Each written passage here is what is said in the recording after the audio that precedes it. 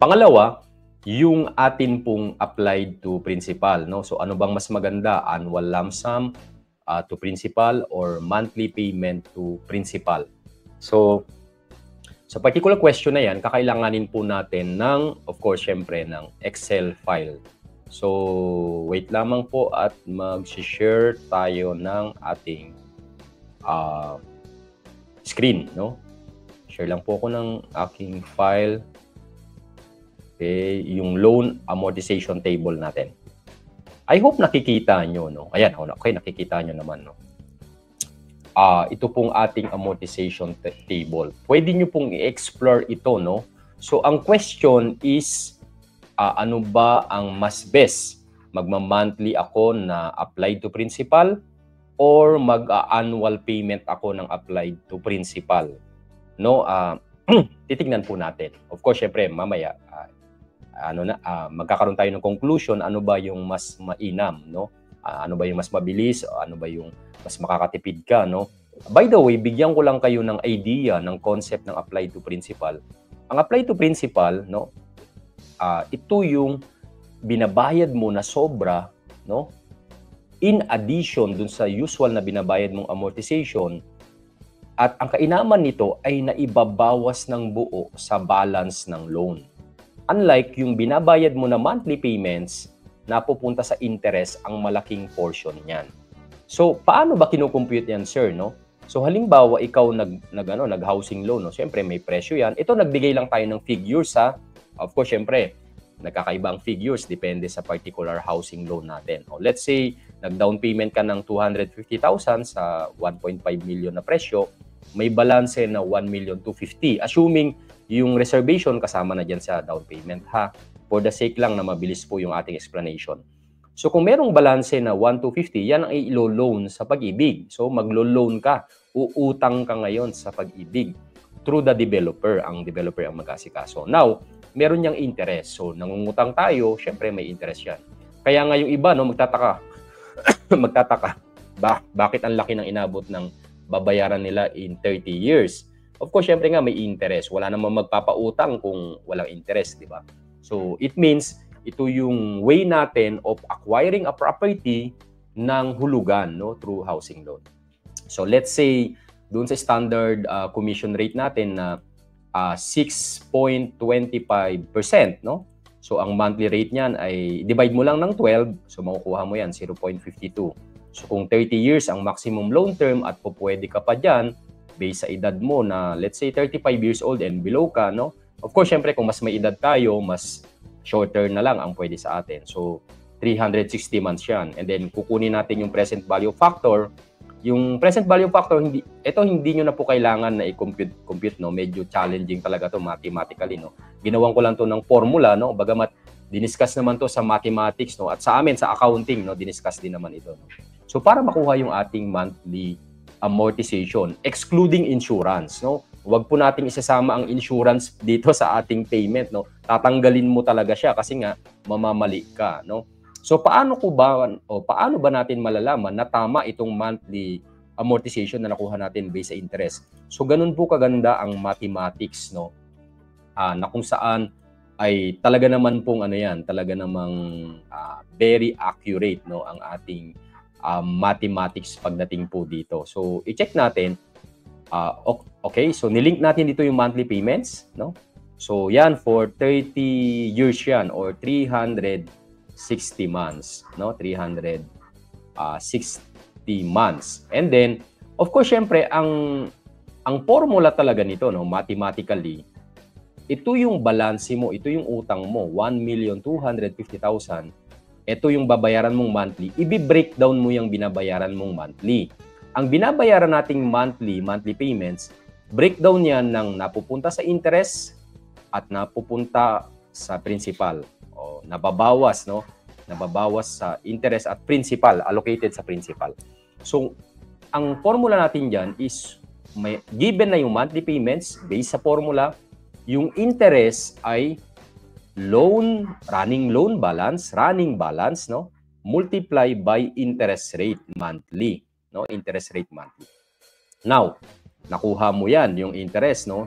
So, ito yung binabayad mo, ito pala yung interest para dyan.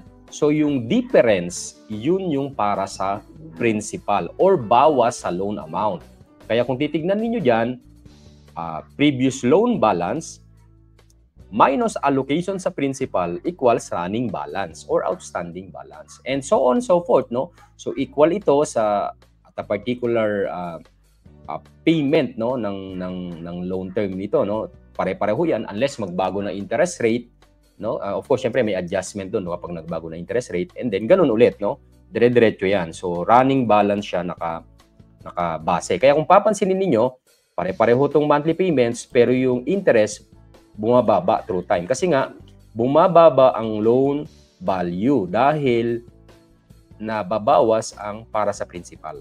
So, nagigets nyo yung ating computation, no? And through time, dapat in 360 months, mag-zero dapat yan. So, yun yung pag-check po natin, no? Mag-zero dapat yan in 360 months, which is accurate yung formula natin, no? 360 months, no?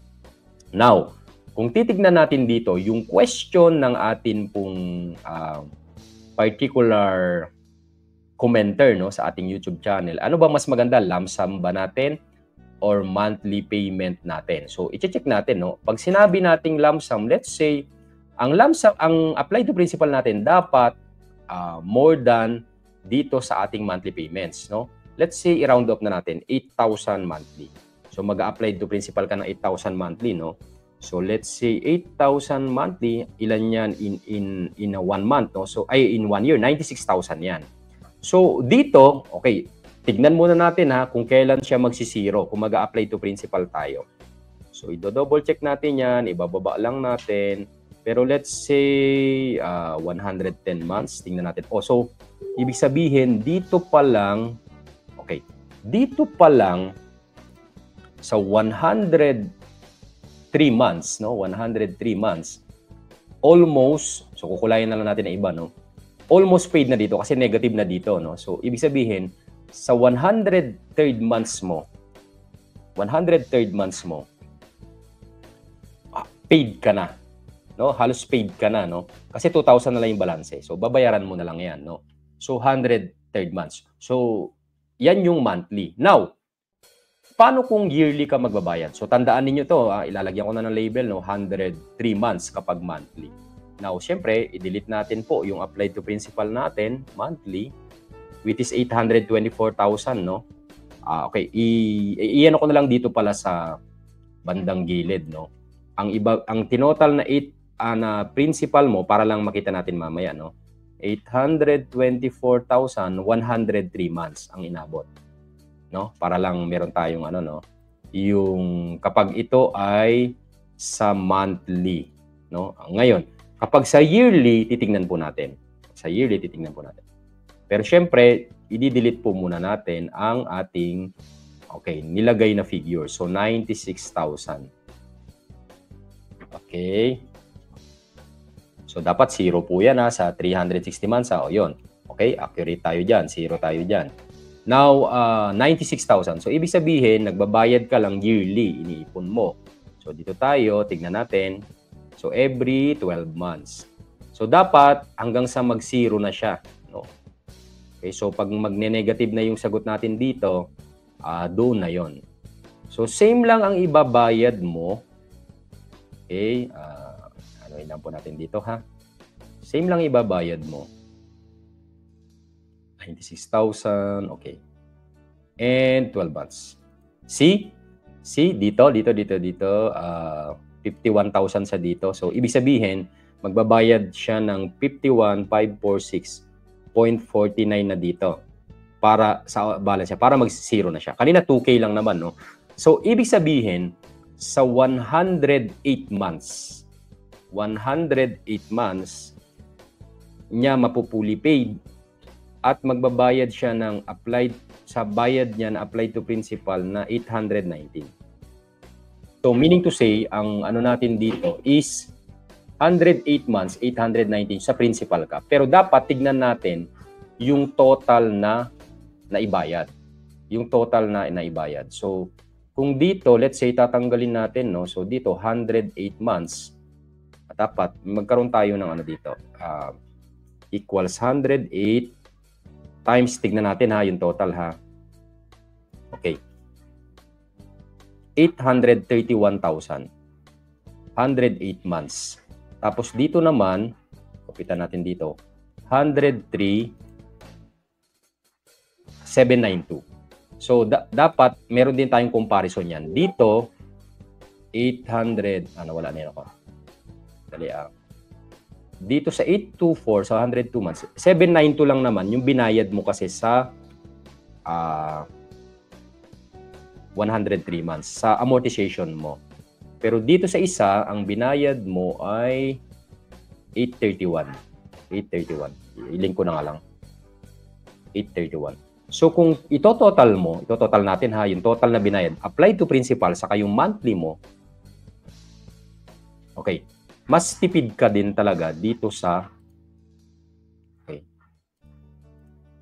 mas tipid ka kung nagma-monthly ka. So nakatipid ka ng 30,000 plus. 30,000 plus.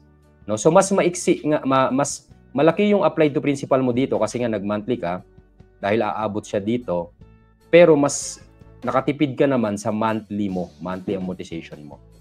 Okay? So, mga 34,000 ang variance yan. Mga 34,000 ang variance. So, kung i-minus natin,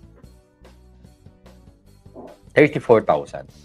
So, yan ang ating kasagutan dyan sa ating question, no? Pagdating dyan, no? Mas tipid kapag ikaw ay nagma-monthly ng apply to principal. Of course, syempre, medyo parang hassle, pero pwede mo namang isabay sa monthly amortization mo na. Pwede mong gawin ang apply to principal via Virtual Pag-ibig. So, na-try ko na po ito sa Virtual Pag-ibig kasi kapag nag-pay ka doon, ano lang yon, pang 1 month. So, ibig sabihin, kapag dodoblihin mo, automatic yung sobra doon, mapupunta talaga sa principal kung Virtual Pag-ibig. So, na-try ko na din po kasi yung sistema na yon.